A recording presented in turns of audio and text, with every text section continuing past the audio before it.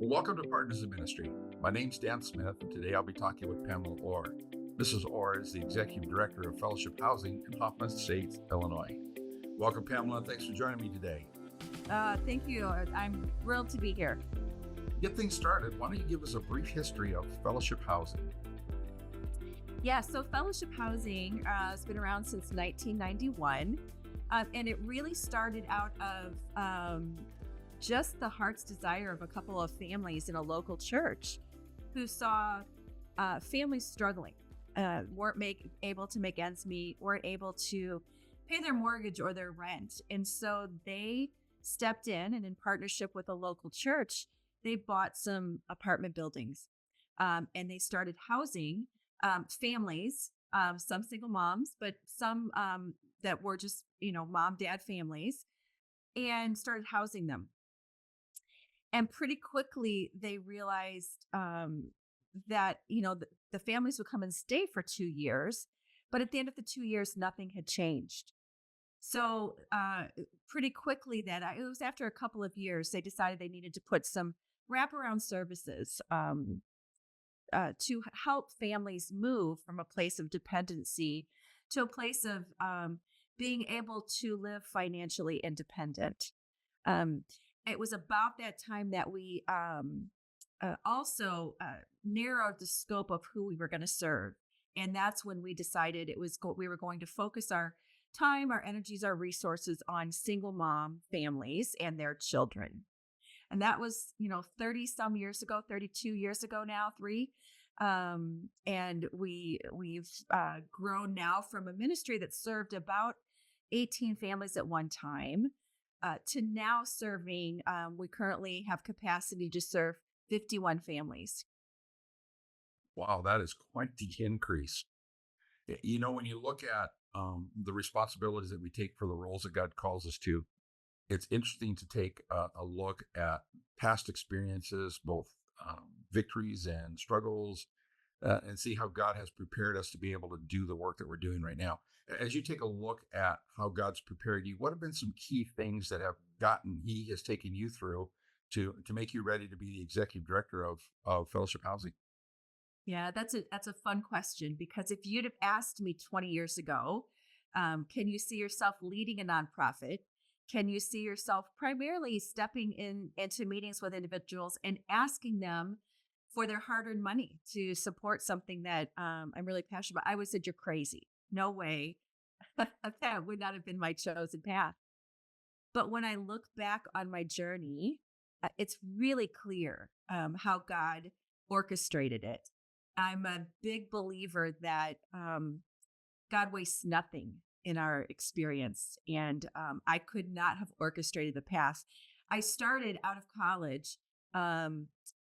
Started in human resources, worked for a Christian publishing house in their human resources department as a human resources generalist.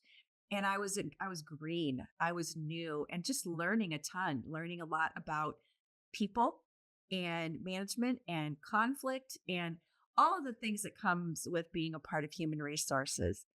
I did that for 5 years. And then I had the privilege to stay home as a stay-at-home mom. And I did that for about 10 years, along with my husband, raised our 4 children. And during that time, did a lot of volunteering at church, and then ended up joining the board of our church, and did that for just under 8 years. And that was an incredible learning experience that has served me really well today as I sit on the other side of the board table as the executive director. To have had that experience of being a board member was really useful. So when I was asked to join Fellowship Housing, it was part-time. It was at the time when I knew that it was time for me to get back to work. My kids were in middle school, high school, getting ready for college. And I was ready, but knew I needed flexibility because my kids still needed me. Yeah. So I got a call, and it was a friend of mine who worked at Fellowship Housing. And she said, are you interested? And I said, sure, sounds great. Flexibility was there. But honestly, I didn't have I didn't have in my story, and I didn't have a particular passion for single moms. I certainly appreciated their plight and the struggles that they experienced. And as a mom myself, could not imagine raising my kids solo. So I stepped into this part time gig. But again, it wasn't something I thought it was going to be a short term, bring in some extra money to help pay for college for my family. And I will tell you, I fell in love with the mission. I fell in love with the single moms. They are some of the hardest working people that I know, and their passion for their kids. And so I kind of just grew into this executive director role and started to see how God was pulling pieces of my past together to equip me to lead fellowship housing. Sure. As you look at the dynamics of that ministry, obviously you're in the community of Hoffman Estates. How has the community helped Hoffman Estates, and how has or community helped Fellowship Housing, and how has Fellowship Housing had an impact on Hoffman Estates? Yeah, that's a great question. Yeah, so we again are located in Hoffman Estates, uh, but the surrounding community, Schaumburg, really all of the surrounding communities have really been a key reason that we've been able to grow and serve the moms the way that we do. One, the businesses in the community are so philanthropic and have such a desire to put their money in places that will really serve the community. And so we've seen that over and over again with some of the businesses. The churches in the area have come alongside, not only financially, but providing, the food pantries or the clothing pantries, or just serving. We do a graduation for our moms when they're done with the program in 2 years. And we've had families that show up and provide the meal. So it doesn't cost us anything, but we can provide a really nice meal to celebrate what these moms have done. So one of the core values of fellowship housing is that we are part of the community. To flip that and answer the second part of your question, I believe that when you help a single mom get on her feet, um, when you help her um, become financially stable, her confidence grows, her ability to give back to the community only increases. And you really do change a generation. You change a family for generations. And so not only are we empowering that single mom to contribute to society, we're also empowering her children and her children's children to do that as well. Yeah. So are you seeing these families still remaining in Hoffman Estates, or do they have the tendency to go into other communities after they graduate? Yeah, it really depends. Many of them stay where they are, and they really do. They are a part of the community. We actually have housing in a variety of different communities, not just Hoffman Estates. So we have housing in Hoffman Estates, in Schaumburg, and Palatine, and Carroll Stream, and Woodridge, and I'm sorry, Woodstock, and so we have in a variety of areas. And oftentimes they do end up staying in that community because during that 2 years they put down roots. Um, but regardless of if they stay in that community or they move into a different community, um, they tend to, because they've been given so much, they tend to turn around and give back to whatever community they become a part of. Sure. Do they typically stay connected with you from time to time? Just maybe for some further support, or just staying connected. Yeah, we have many graduates who will pop into the office or will serve. Many of them serve or become donors. We have many that are what we call hope builders, which they give a monthly basis. Sometimes life we will smack them back, and they'll need some additional support. We had one single mom who was diagnosed with cancer, and it just became a really tough season for her. So we were able to turn around and help her through that season once again, not in the same way.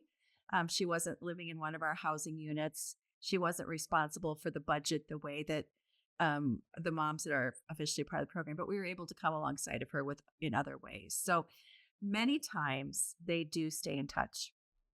But how are these women finding out about you and getting connected with the ministry to start with? Yeah. Yeah, so the internet is wonderful. I mean, Mm. there's pros and cons with the internet, social media, all of that. But many of them go on and just Google's help for single moms. Um, Many of them find us through churches and through townships where they might be going for other resources, and we try to um, let those community partners know about us so that they can let the single moms know. But honestly, one of the best ways is word of mouth. Our single moms, they know other single moms. And when one of our moms graduates and purchases a home, so I will tell you, um, we have over almost 50% that when they graduate, they are able to purchase a home for the first time many times in their family's history. But when they share that with another single mom who's struggling, they say, how did you do that?" Okay. They're told, they tell them about fellowship housing. So Sure. word of mouth is pretty important as well. I know you've touched on it a little bit in different segments, but take us through the typical type of transformation that happens from the time uh, a, a single mom starts getting involved with fellowship housing, and then at the point that they graduate. What does that look like? What does life look like before, and then what does it look like afterwards? Yeah. So I'll tell you about one of our moms who I share this story all the time because this one has just stuck with me. Um, she walked into our offices and she had two small little boys, and she honestly was a little thing herself. And she looked to be about 15 years old. She wasn't, she was in her 20s, but she just looked young. Her kids were disheveled. She was walking, she looked exhausted. um she started with us in the program, and part of fellowship housing is you submit to a very rigorous budget. You're submitting your receipts. You're accounting for pretty much every penny that you spend for the purpose of leveraging every extra penny to pay off debt, increase savings, and get towards that goal of either home ownership or renting on your own. So we started working with her on the budget, and she would walk in with her receipts, crumpled in her hands, very disheveled, very disorganized, overwhelmed would be the word that I would use. And as we began working with her, getting her a purse and an envelope to put her receipts in, began to work with her on budgeting. As she started to see her savings account slowly begin to grow, as she started to gain confidence, the transformation in her was remarkable. Um, so much so that towards the end of her 2 years, I can remember distinctly sitting in my office, and this young woman walked in. She was in a suit. She looked classy and put together. And I looked up and I actually walked up to her and introduced myself. And she said, "Pam, it's me."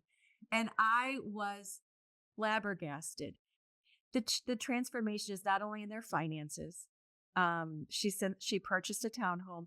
It's not only in those tangible things, which are very important, but it's in the way that she carried herself. It was in the value that she once again was able to see that she had in her. One of our core values is to make sure that every single mom knows and experiences the love of Christ while they're a part of fellowship housing. And you and I both know that transforms someone. So it's seeing that difference. I wish we could, sometimes we are able to, but I wish we could take a picture of them before and after, because you can see it Sure. visibly on how they carry themselves. It's amazing.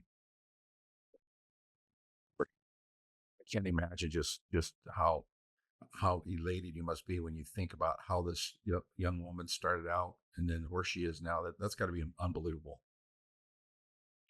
It's an incredible feeling. And about 10 years ago, another part that I just love, and I think I touched on this a little bit, in that this is really a generational change that we're making. About 10 years ago, we started a scholarship program. So the children of our moms, any of our graduates, are eligible for a 4-year scholarship.